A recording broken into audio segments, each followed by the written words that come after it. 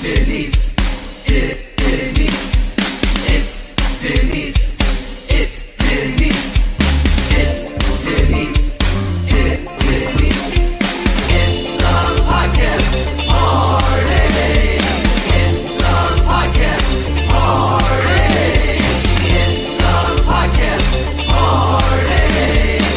I gotta say, I feel like we're besties now after this. What's up, guys? It's Denise Salcedo. Hello there, everyone. Welcome to the show. Holy cow, guys. Thank you so much for waiting for me. I know it's like a couple minutes late because when you have a show like this, it's going to take a hot second to gather your thoughts and get everything kind of, ready to go for a night like this. And I cannot wait to talk about today's episode of Dynamite because I legitimately felt that it was probably one of their, it was a very strong episode. Not only did we get a phenomenal continuation of a storyline. We knew what was going to happen when CM Punk came back. We knew that Jon Moxley was going to be that first person there, but I think we got more than what we bargained for here tonight. So not only do we have to talk about CM Punk, Jon Moxley, and what's happening next week, which is kind of out of nowhere too, but we also officially have the return of Kenny Omega. A lot of us already knew that this was basically what was going to be happening. We all pretty much expected it, but it finally happens. You never know until it actually finally happens. On top of that, we got a lot of really good wrestling here tonight. We are only 18 days away from All Out. So basically, it is like all hands on deck right now. There's so much to talk about. This was a great episode of Dynamite. I'm feeling very, very overwhelmed because there is a lot to cover here today. But before we do, everybody, just a quick heads up. If you guys want to help support the show, if you guys just want to help keep me funded, please, at any point, if you want to get your questions, comments, or statements read on the stream, you are more than welcome to send in a super chat. That is the best way to get your comment read on the show. I do read non-super chat ones as well, but if you want to make sure your thought gets put out there for sure, you can send in a super chat, and it does help keep me funded because y'all know I live in Los Angeles and things are expensive out here. But let's get to this, everybody. Let's get to the show of Dynamite, and we're going to go through things in a chronological format. And sorry, guys, I just got an interesting text message. I will read it in a bit, but it pertains to AEW. So I'm just like all over the place. All right. Let's get to this, everyone. Let's talk about Jon Moxley and CM Punk. So CM Punk just came back from his injury. He came back a lot faster. He came back last week, and that was the big thing that we were talking about here. Obviously, we knew that it was going to be him and Jon Moxley because Jon Moxley is your interim AEW world champion. So we all knew that's clearly the direction we were headed in. Now, a lot of us thought, okay, this is probably going to be the match at All Out. We're only 18 days away. We're not that far out from All Out. So a lot of us were expecting for CM Punk, Jon Moxley to be happening at All Out. Now, before I get to that, we had the opening segment of today was fucking crazy, okay? And it was crazy because CM Punk came out here literally giving zero fucks whatsoever. Pardon my language, everybody. This podcast is not PG. He came out literally giving zero Fs whatsoever. And then when I thought that CM Punk basically had it in the bag where he was, coming out with banger after banger with what he was saying with all of these hot one-liners, which we're going to go through in just a second. Jon Moxley did come out, and basically they both went at it together in a sense where I thought, oh man, there's no way that Jon Moxley is going to outdo or outsay everything that CM Punk just did. And turns out Jon Moxley, obviously is a great promo himself too, really held his own. But let's talk about some of the things that were actually said and why this ended up being super freaking entertaining. So first and foremost, we had CM Punk coming out and calling out Hangman Page and basically wanting a rematch. So Hangman Page clearly does not come out. He does not come out. And so CM Punk's like, you know what? Like, that's not cowboy shit. That's coward shit. Okay, so it really makes Hangman Page look absolutely terrible. He tells him, you know what? Here's some advice for you. Next time, your apology must be loud and public. So that was a little bit of an interesting turnabout things where don't forget about CM Punk Hangman Page, because after this, it looks like we're still going to be circling back to that at some point.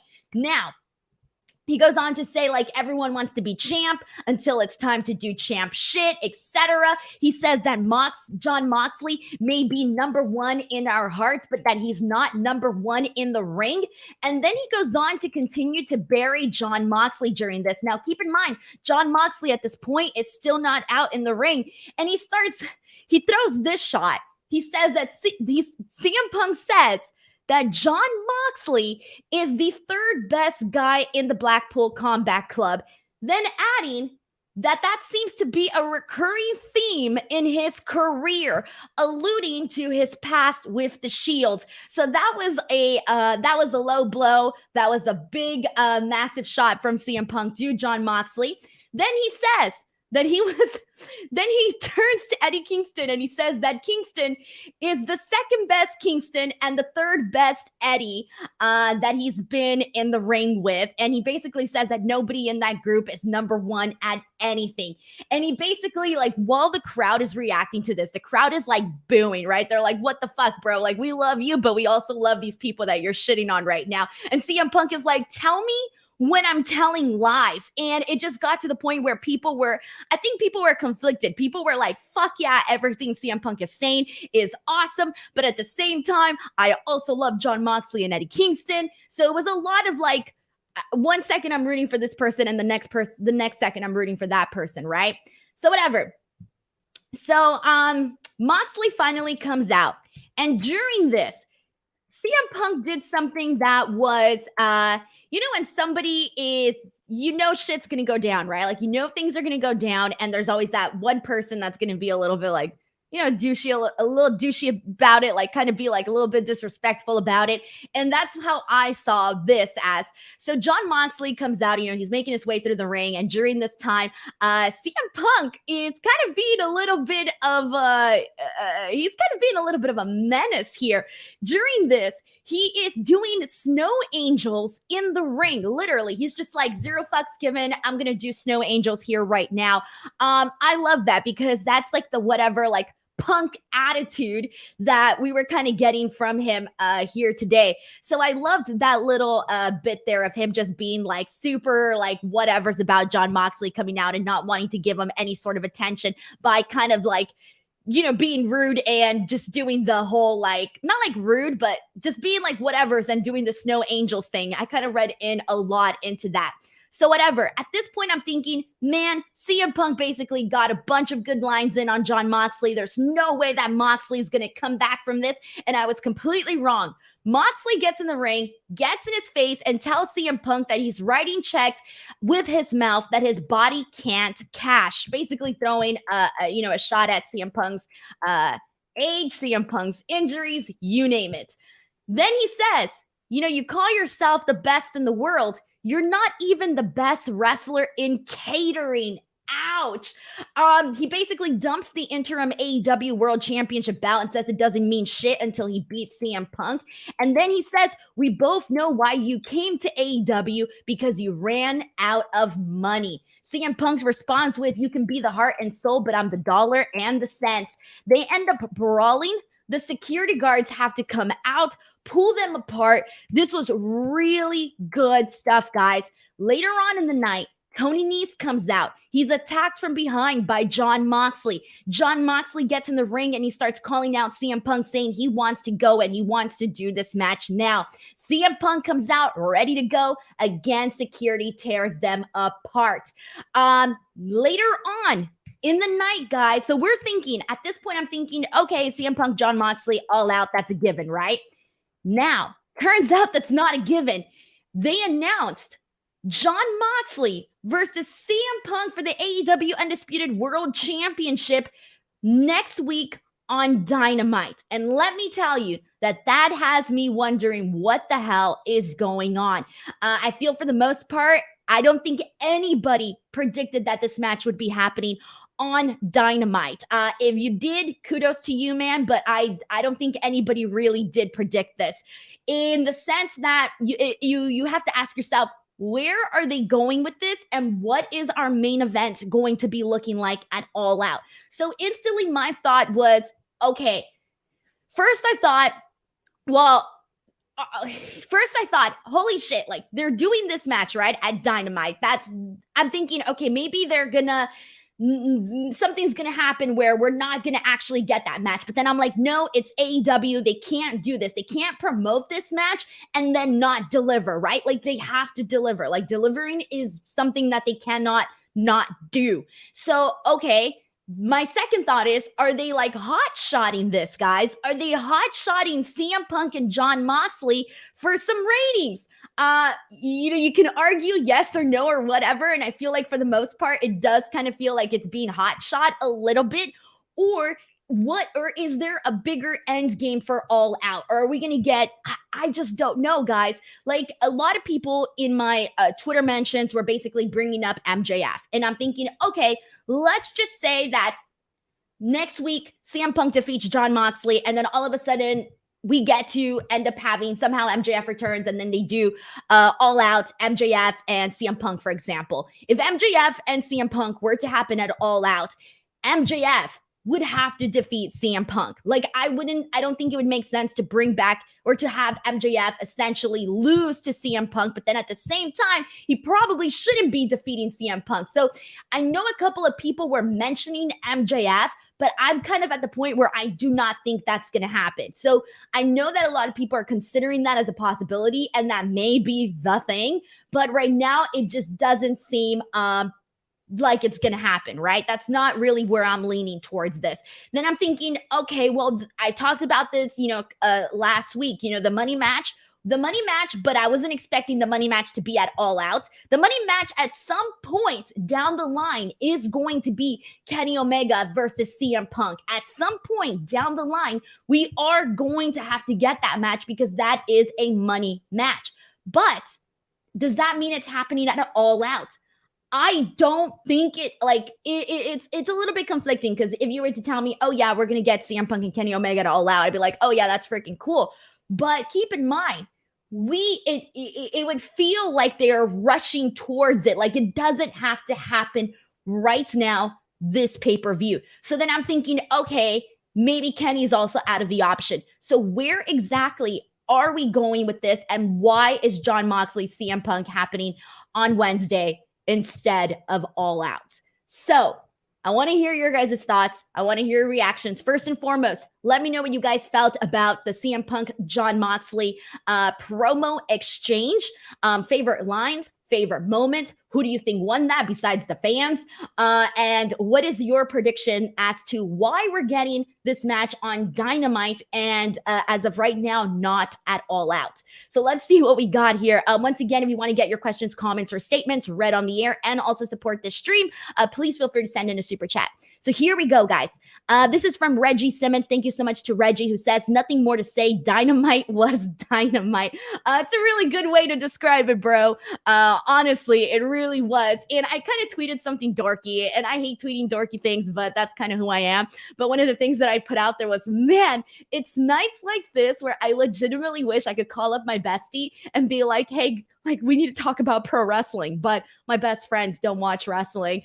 So I wish that my non-wrestling friends knew how fun nights like this are, because there's just so much, So it's a little bit of a dorky tweet, but whatever. George Sandoval sends in a super chat saying 4 things.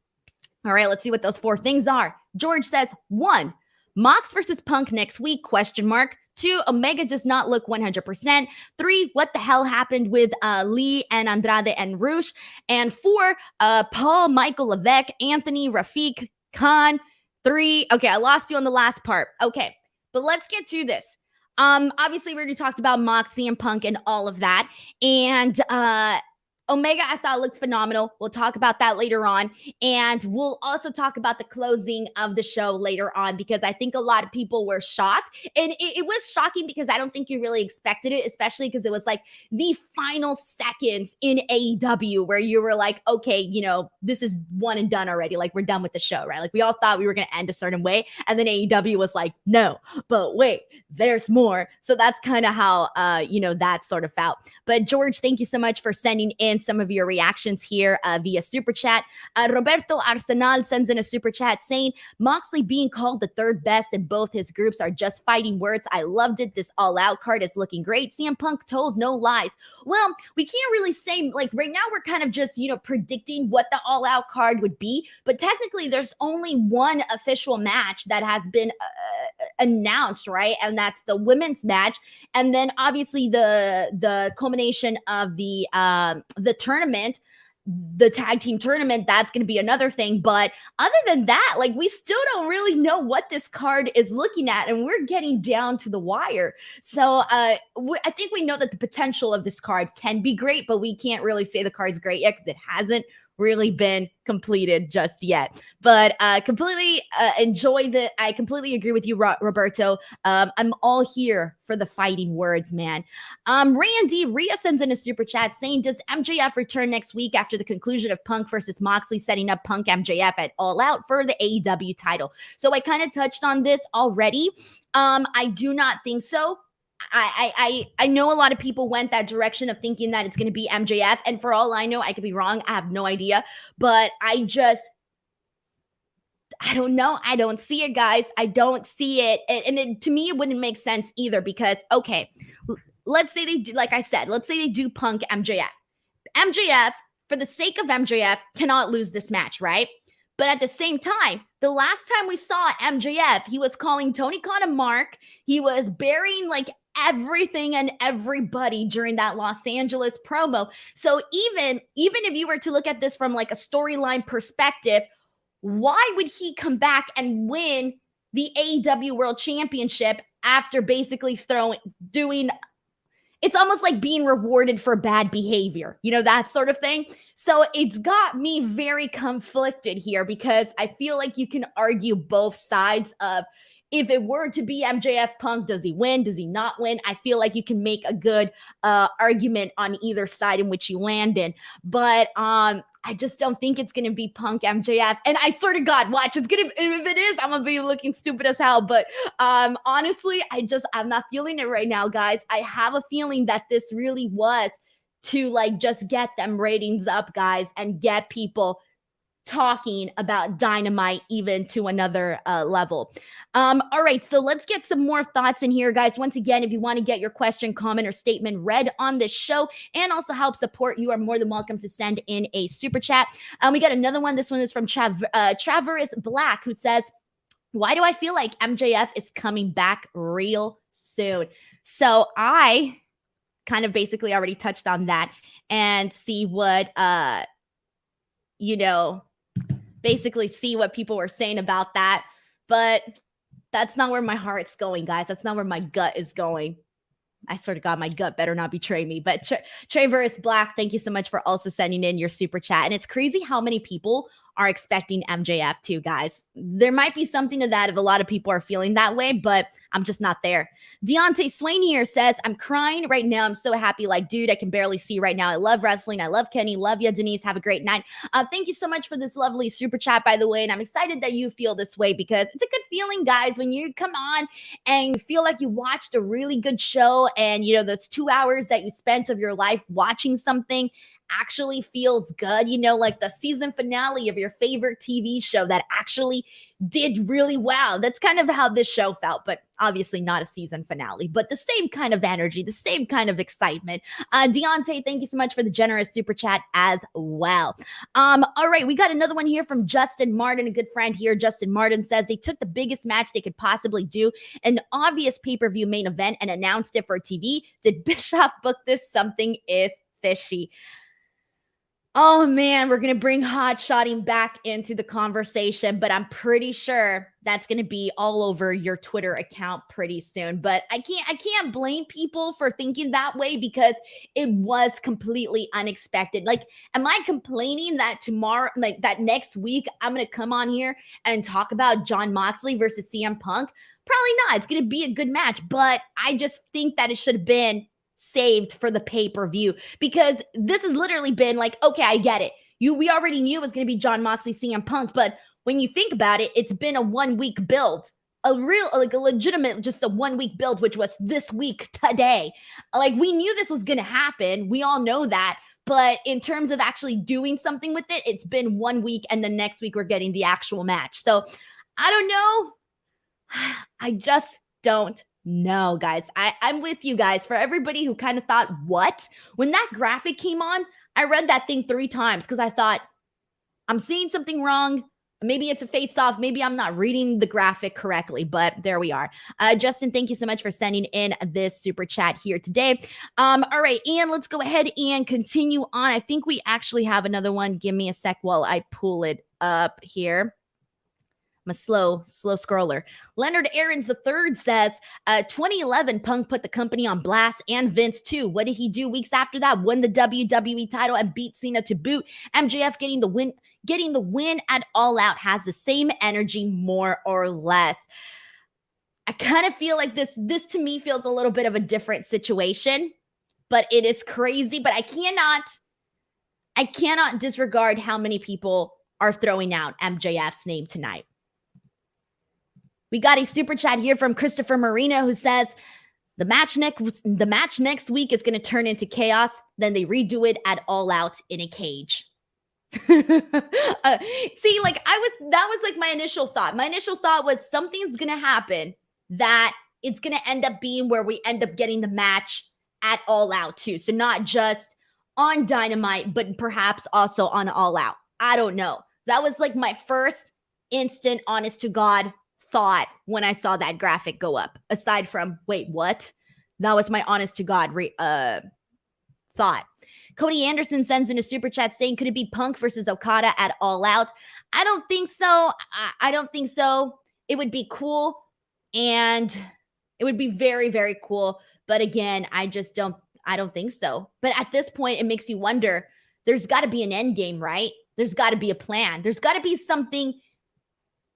Because I want to say something special set for All Out, but that's like saying that Jon Moxley versus CM Punk isn't special, and that's not the case, right? Like, that's not the case. I think we're all totally cool here with seeing CM Punk versus Jon Moxley at All Out. Like, I'm pretty sure we're all cool with that. So I don't want to say like, oh, maybe they're saving something extra special, because that does feel special to me, especially after today's promo. And then something makes me wonder, like, what if they weren't expecting the CM Punk Jon Moxley promo today exchange to be as hot as it was? Maybe they weren't expecting for it to be as hot as it was. I don't know. Cody Anderson, thank you so much for the super chat as well. Alrighty, so let's go ahead and continue on from here, guys, as we get into the rest of the show.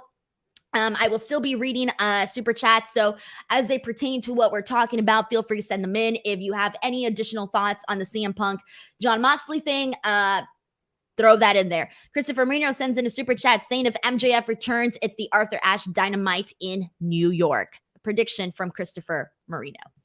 All right, and now let's go ahead and get into the first match of the night. So here's the one thing that I do want to mention as well as we get into this Dynamite review, is that one of the things that I feel Dynamite has had to find like a nice little balance is that there are certain weeks where I legitimately feel overwhelmed, in the sense where we go from one segment to another, to another, to another, and it's just like boom, boom, boom, boom, boom. While that does help move the pacing of the show along very well, in the sense that you're still excited about things that are going on, because we know here we got short attention span, so we like to see things move fast, right? But I feel like you can find a happy medium between going so fast and also letting us really enjoy certain things. Like there's been a couple of weeks where I remember going like, oh man, I really wish this match had a little bit more extra time because I didn't really feel we needed this to happen on the show. And I feel like that's been a criticism for a couple of the shows. But today's episode, especially the first hour, really felt like, because we only had the CM Punk John Moxley exchange, and then we had the 2 out of 3 falls match that really encompassed the whole first hour. So to me, I kind of liked this because those were two things that felt very important to me, and they weren't rushed, and it didn't feel like we were running out of time to put something that maybe not didn't have to happen, this week, could have happened next week. So I really did like the pacing of the first hour, particularly because it did feel a little bit different to some of the other, if you were to compare it to some of the other Dynamites. We got a super chat here from Darth Steven C777 who says, what if Hangman interferes in the Punk Mox match, making it making it like a DQ or something? I don't know. They can maybe even make it, or who knows, maybe All Out could be like a triple threat or something. Because clearly Hangman was somebody that CM Punk was, talking shit to today. So clearly Hangman Page at some point is going to have to get involved. So that's another good point that should be brought in. And actually, we got a super chat here from Sean Smalls who says, throw Hangman into the mix for a 3-way dance. And it seems like the second Hangman Page kind of got re-brought up in this conversation, a couple of us kind of thought in that thought process. Thank you so much to Sean Smalls for also sending in this super chat. But we got people that say, Mr. Tambourine Man says, I hope not. That's 3 baby faces. All right, let's go ahead and get into Daniel Garcia versus Bryan Danielson for the 2 out of 3 falls match. All right, so there's kind of a lot to get into here. I don't want to go into everything in terms of like I don't want to go for a move basis because they just did a lot here and I don't want to have to go through all of that. But I want to start off with like a couple of bullet points here in terms of what we got in this match overall.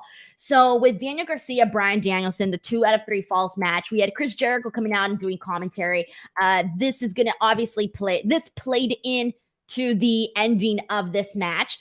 But we ended up having Daniel Garcia win the first fall, Bryan Danielson winning the second fall, and winning the third fall. So with Bryan Danielson winning overall, I don't think anybody here legitimately thought that Daniel Garcia was going to defeat Bryan Danielson, but that's not the point.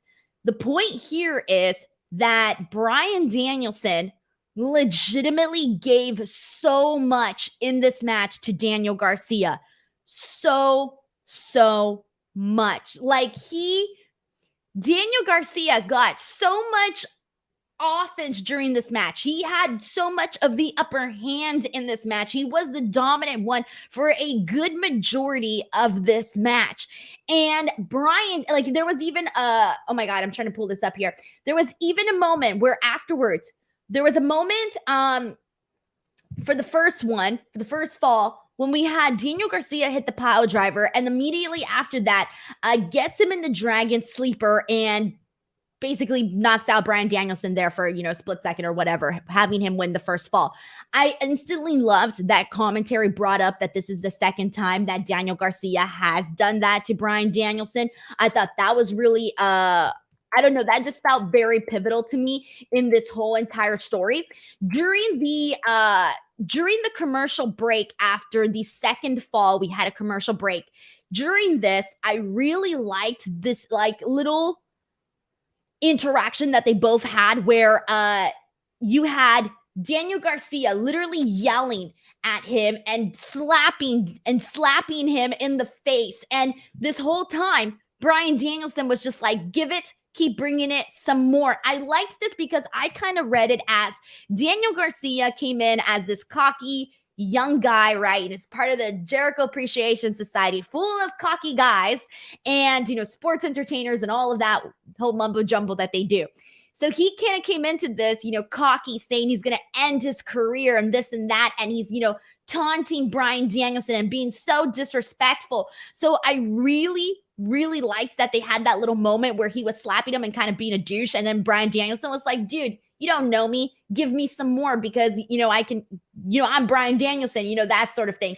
I also loved when they were both had their hands, when they had their hands locked in one another, and they had this moment where they were just like both going back and forth with the elbows. I really, really enjoyed that one there.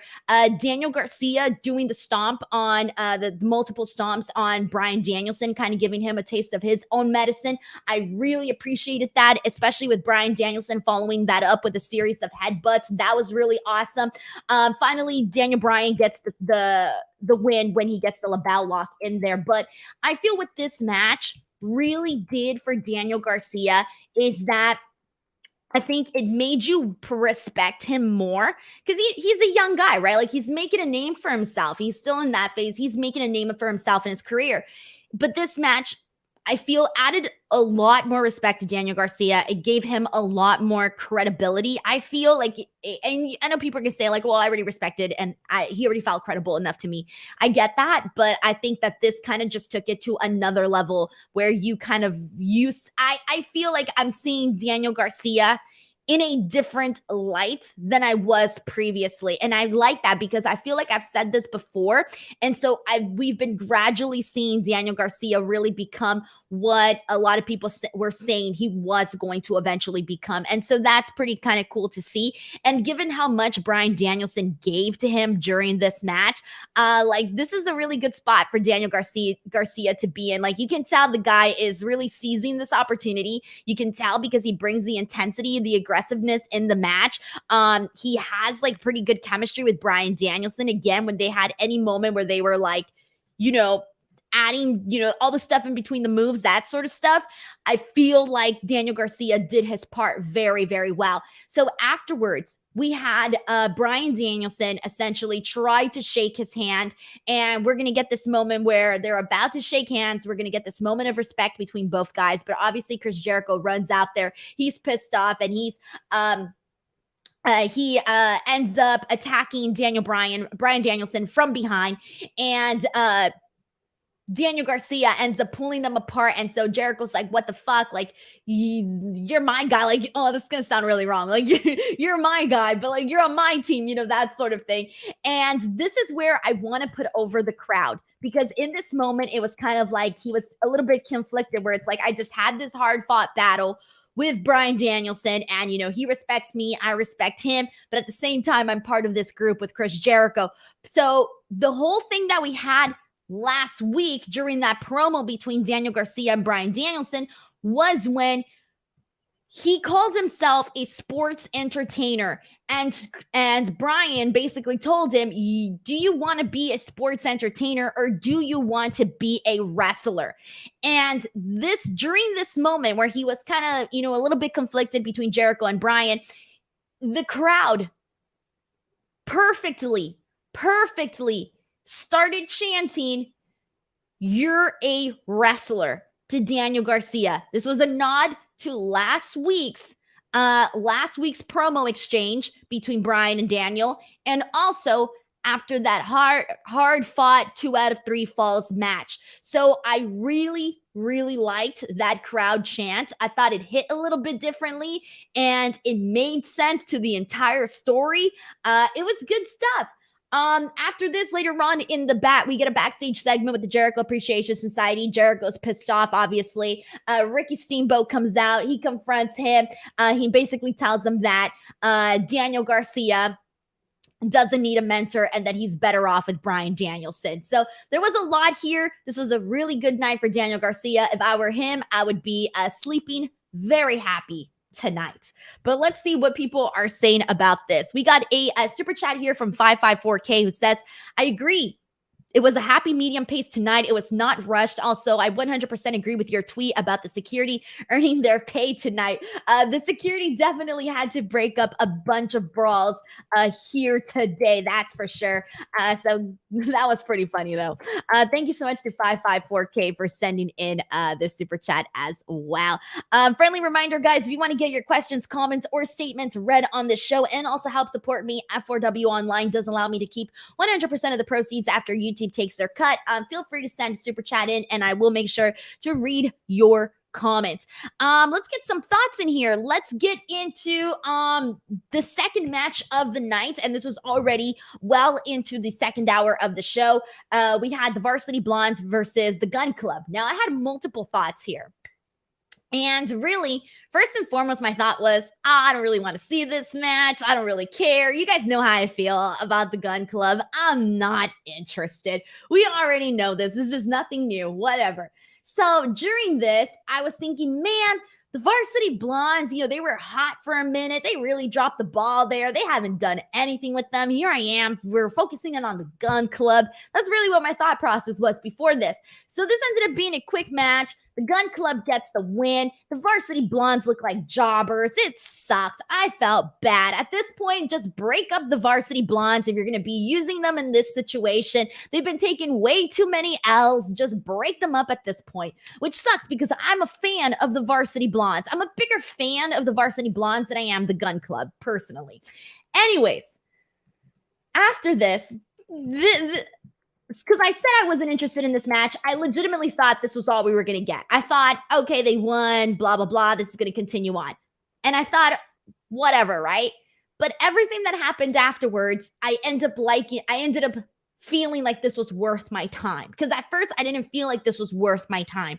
But afterwards, when we had Stokely Hathaway come out, he basically distracted Billy, and then his sons essentially attacked him from behind. They attacked their dad, their own father. Rude as hell, but they did it. So the Acclaimed come out, they help out Billy, and they have this big hoorah moment. The Acclaimed and Billy Gunn and the Scissor Me Daddy Ass saying that everybody loves.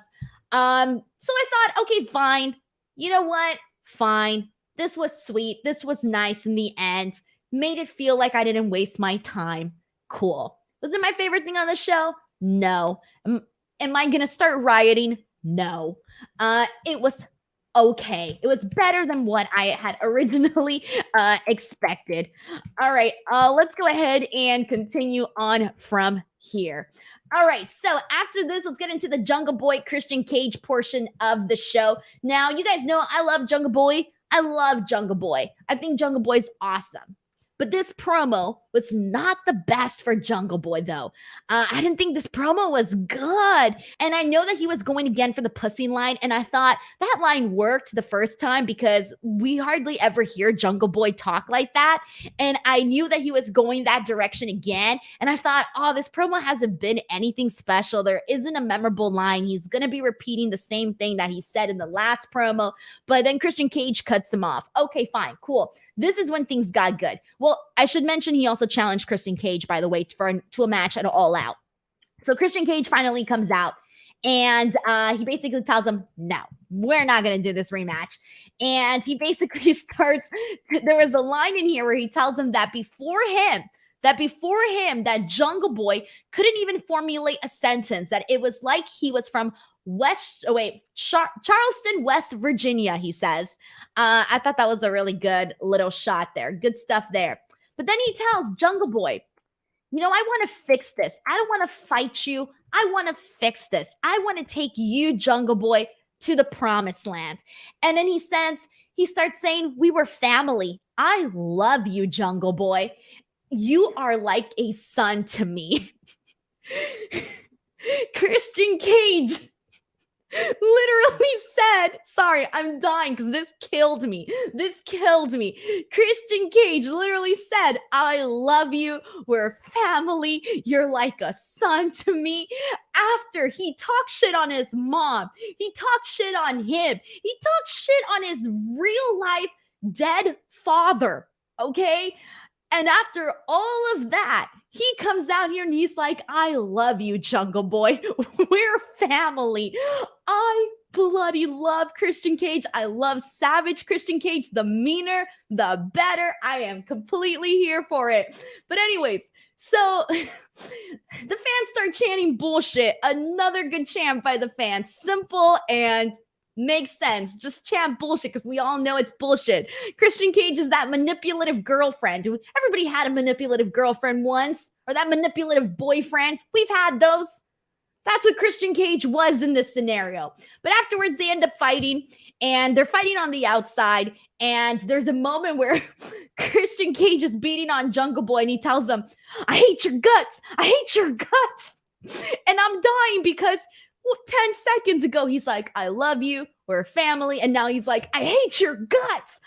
Oh, this was great, man. Please give Christian Cage all the flowers in the world. This ends up, Jungle Boy ends up attacking him on, using the steel steps to attack him.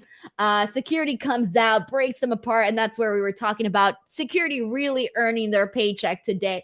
This was awesome. Christian Cage made this incredibly awesome. Everything that was my favorite thing in this was because of Christian Cage. So, this ended up working out very nicely, I think. And please give Christian Cage his flowers for all the mean stuff he's been doing. Sorry, Jungle Boy. I love you and all, but I love Christian Cage, Savage Christian Cage, a lot more. Alrighty, everybody. We still got a couple more items to talk about on today's show. Before we continue on, just a friendly reminder, guys, if you haven't already, please make sure to subscribe to F4W Online. We are so close to 100K. Click that subscribe button. We got daily, constant content going up here all day, every day. But now let's get into some women's wrestling because we got Kylene King, my girl Kylene, versus Toni Storm. So for those of you who are like, why is Denise so excited about Kylene King? I love Kylene King. So I got to really know Kylene over at Mission Pro Wrestling, and she has legitimately dude, she has gotten so good. And I've been able to call a couple of her matches, right? And she's so good in the ring. But I also did a pretty in-depth interview with her that's on my YouTube channel. And during that interview, she really talked a lot about, her story, her journey. And we all know that it's not easy to be a pro wrestler. If it was easy, a lot more people would be doing it. We know this. And she really talks to me about her journey and how she got to this point. And we all know that, it's the different challenges for women. And we talked about that. So kind of knowing her story, making it to this point and then seeing her in her growth in the ring and how, she's been doing all those AEW dark elevations and all of that, right? And she talked to me about how much that has literally helped her become an even better, well-rounded competitor. That's one of the things that I think that she has really benefited from in AEW. On top of that, in the independent wrestling scene, since the top of this year, she's literally been collecting gold everywhere. She's the champion in multiple promotions. So the girl is working, the girl is hustling. So that's why I was very happy to see Kylene in this match against Toni Storm. And Toni Storm obviously got the win, but they gave Kylene a lot during this. She didn't they gave her. This could have been an easy, simple, quick defeat, but it wasn't. They gave her a little bit more during this. So this was perfectly fine. And Thunder Rosa was watching during this match. So we are going to be getting Toni Storm versus Thunder Rosa at All Out for the AEW Women's World Championship. And guys, I think Toni Storm is going to win the title, but this is not a prediction show, but I still think Toni Storm is probably going to become champion. I don't know, guys. I feel the exact same way for this match as I did the last time, where I'm still torn. So we'll see what's going to happen. But we are going to be getting Thunder Rosa and Toni Storm at All Out. So shout out to Kylene. Awesome moment for her here today. All right, guys. Now, let's get into, before we get into the main event, I am going to go over the match lineup for the matches that were announced for Rampage, Dynamite, and All Out. So for Rampage this Friday, and by the way, guys, I will not be here this Friday. I usually am, but I'm not going to be here this Friday because I got a boxing gig. That is right. I'm going to be the backstage interviewer for Next Gen Boxing. And you guys know I want to do a lot. I want to add sports to my resume, whatever. So this is a really awesome opportunity for me and a really nice payday too. So I couldn't say no to that. But anyway, so I won't be here this Friday, but AEW Rampage will be having the AEW World Trios Championship tournament continue. We got Best Friends versus the Trustbusters. We're also going to be getting Athena versus Penelope Ford. Claudio Castagnoli will be speaking. We'll have the FTW Championship on the line, Hook versus Zach Clayton, and the AEW World Tag Team Champions, Swerve in Our Glory, against Private Party. I think that's going to be the match to really, if we're going to tune into Rampage, that's probably going to be the best match of the night, but we'll see. Dynamite next week. We've spent a lot of time already talking about this, but we are going to be getting to AEW. I was going to say Undisputed. I don't know what I'm saying anymore. I was going to mix in something else, but we are getting the AEW Undisputed World Championship match between CM Punk and Jon Moxley. We've talked extensively about this at the top of the show. Dax Harwood versus Jay Lethal. That should be a pretty good match too. And the AEW World Trios Championship Tournament, Death Triangle versus the United Empire. On top of that, that one match that's officially been announced for All Out, the World Championship match with Thunder Rosa and Toni Storm. But now let's go ahead and get into this. Main event. And dude, we all knew it was going to be Kenny Omega, right? Like we all knew. That's perfectly fine. We all knew. That's why a lot of us tuned in. But this moment felt really damn special. So anyways, we had the tournament match. Bucks, Kenny versus Rush, Andrade, and Dragon Lee. I am bummed that they're out of the tournament, but we knew they were going to be out of the tournament. The second we knew Kenny Omega was going to be coming in here, we were like, yeah, they ain't making it far in the tournament. Whatever. Kenny Omega gets introduced, and it is an awesome introduction by Justin Roberts. Kudos on that one. And the moment they had the camera on the stage, the lights are blue, the lights are coming out. It's a really great moment. Like they kept it there for such a long time where you felt like, oh shit, like here we go. I liked how much they kind of waited it out because the whole time people got more excited and they were showing all of these shots of all these people going, oh my God, it's happening. I thought they really did. I thought that production wise, they did a very phenomenal job at saying our biggest star in AEW is back. He's back, and here's our biggest star. And it was a nice, special moment, I think. Don Callis returns alongside with him. Kenny looked great, guys. This match, fun, fast-paced match. Kenny goes in there, literally suplexes the hell out of everybody. One of my favorite portions during this match was actually Dragon Lee doing that freaking tope, looking like a rocket ship. He literally just flew out of the ring, man. Fast and hard. Far and high. Whatever. He freaking killed it. That was a really awesome moment. Kenny wins with a one-winged angel at the end of this match. But then afterwards, we're thinking, oh, what a great moment. Kenny's back. They advance in the tournament, this and that. And we're thinking, oh, it's over already, right? It's not over just yet. Because afterwards, Dragon Lee gets attacked by Rush, his own brother, and Andrade.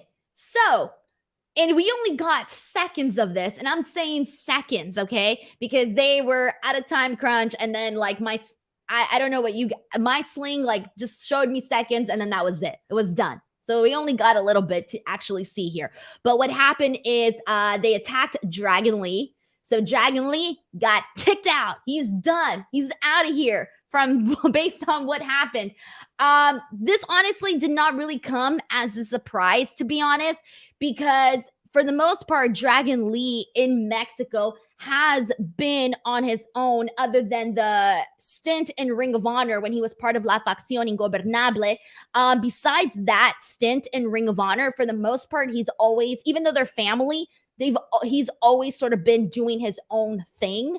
So this to me just basically tells me that he's just earmarked for Ring of Honor. That's the way that I read all of this scenario with Rush, Dragon Lee, and Andrade. But either way, it was just really funny though, because we're all thinking that's the end of the show, and it wasn't.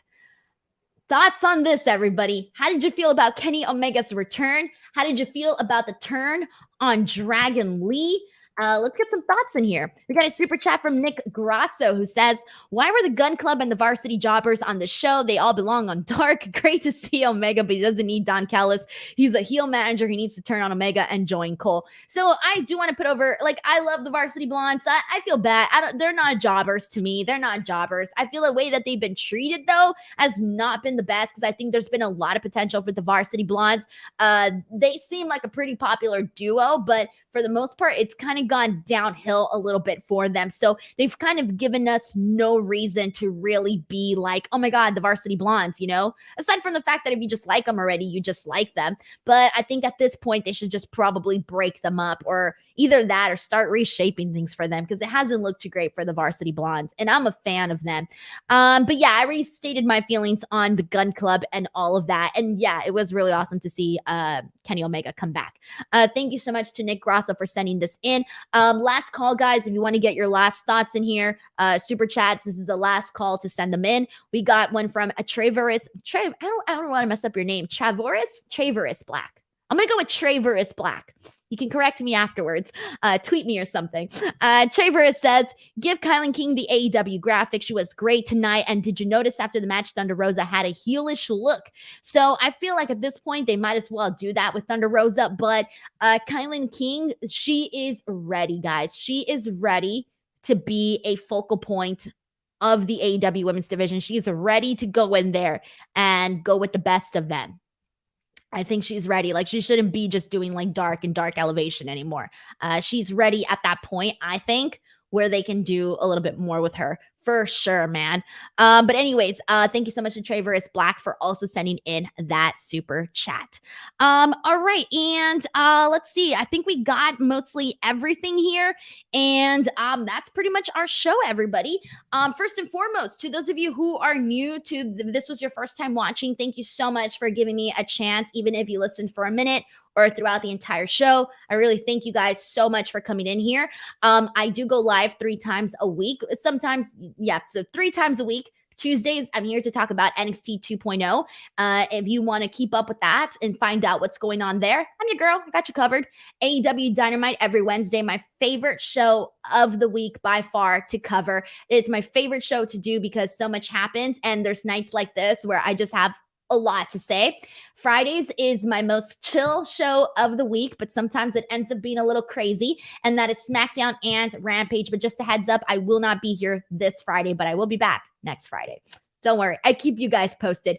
If you want to make sure you know when all of these shows are, just follow me on Twitter at _ Denise Salcedo. I post all of the links on there. On top of that, youtube.com/Denise Salcedo. For those of you who do not know, I was at the WrestleMania 39 launch party. I got to interview Seth Rollins. I got to interview Roxanne Perez, Valerie Loretta, Nikki ASH, Austin Theory, so many different people.